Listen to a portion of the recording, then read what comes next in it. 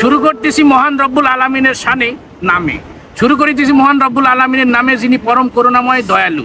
মুসলমান ভাইদেরকে জানাইতে আছি আমার সালাম, হিন্দু ভাইদেরকে শুভেচ্ছা এবং সবাইকে জানাইতেছি শুভ দুপুর।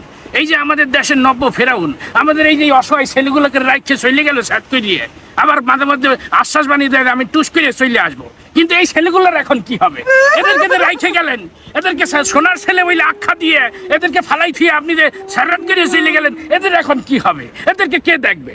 এই যে নব্য ফেরাউন তার এই যে এত বড় একটা কোলবালিশ রেখে গেছে, এই কোলবালিশ এখন কে ব্যবহার করবে? তা তোমরা কোনো চিন্তা করো না, আমি বালেস্টার সুমন, আমি কথা দিতে আসি। আমার বাড়িতে এরকম 13টা কোলবালিশ আছে। আমার 13টা কোলবালিশ বেশি তোমাদেরকে আবার রাজনীতির ময়দানে ফিরে আনছে। এই যে আমাদের কাউয়া কাদের অসহায়ের মতো ঘুরে বেড়াইতে আছে, তাকে আত্মকবরে রেখে চলে গেছে, তার এখন কি হবে? সে এখন কোথায় যাবে? আপনি কিছু বলেন। জয় বাংলা, জয় বঙ্গবন্ধু।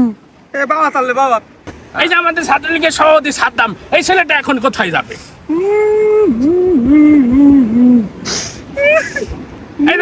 আপনারা এত কষ্ট করে কিশোর গ্যাং তৈরি করে গেছেন, তার মাস্তানি করে এরা পেট চালাইতো, এদের সংসার চালাইতো, এই কিশোর গ্যাং ছেলেগুলোর এখন কি হবে? আসলে আমরা কি ধরা খাই গেলাম নাকি?